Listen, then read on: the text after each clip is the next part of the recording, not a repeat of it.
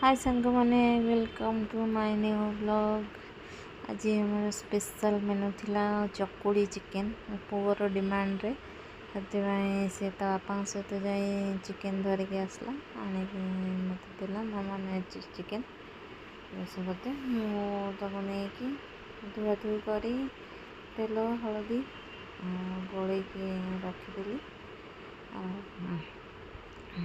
झंड रखीदेली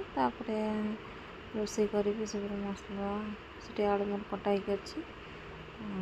मसला भी तैयारी करी तो आगे से धोईकी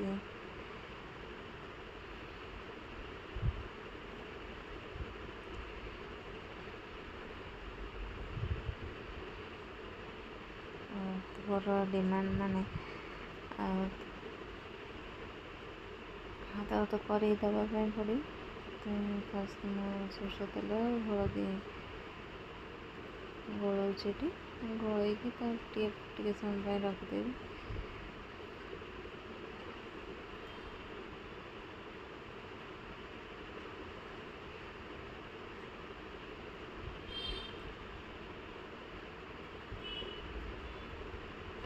भल भाव गोल हलदी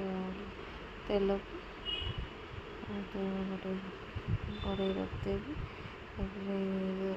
मौसी आसला बेले पकुड़ी घुगुनी नहीं आसला आम टे सन्ध्या खाई पकुड़ी घुगुनी हम सब सन्ध्या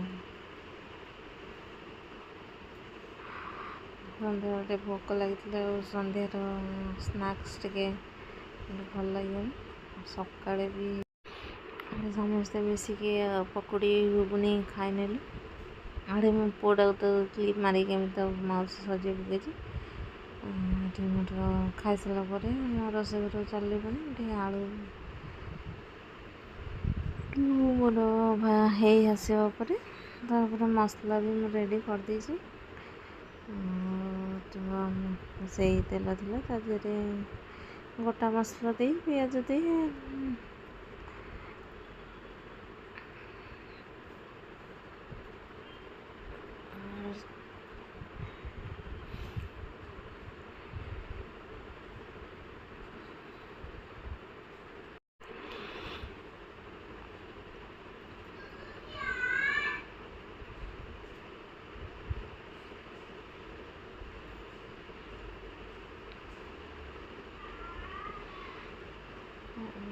कम तेल ही रोषे कर ऑलरेडी चिकेन रे तेल देकी गोल से कम मो पिज हो आसला मोटे मसला दे दे मसला दे सारा मसला को भल से कषि ने मसला टे कषा भी टाइम लगे चिकेन जेहेतु मसलाटा भलसे न कषिले चिकेन टेस्ट भी भल आसबनी कंचा मसला टे मसला आमर हो जाता मुझे चिकेन को मसला पकईली पकईकी भलसे पूरा गले ने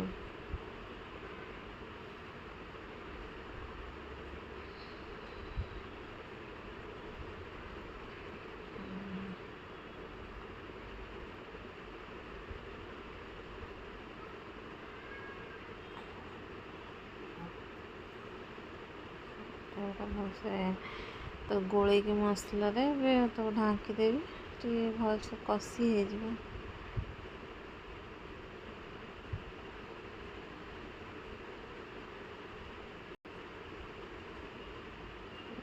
बार हेले बुधवार चकुल चिकेन रेडी होता मुझे डाकुची बाड़ी खाଇବା आस गपिबार निज निज लगी पार्टी कला सब आसिक बसिले खाया भाई तर आसला सी भी खाइला सी चिकेन चकुड़ी खाइला स्वामी भी खाइले चिकेन चकुड़ी पुओ भी खाइला चिकेन चकुड़ी मो भण जाक भात भल लगे से तार भात खाइले भौणी की भी सी कहला मो भात खाइबी सी भी तर भात खाइले रही जय जगन्नाथ।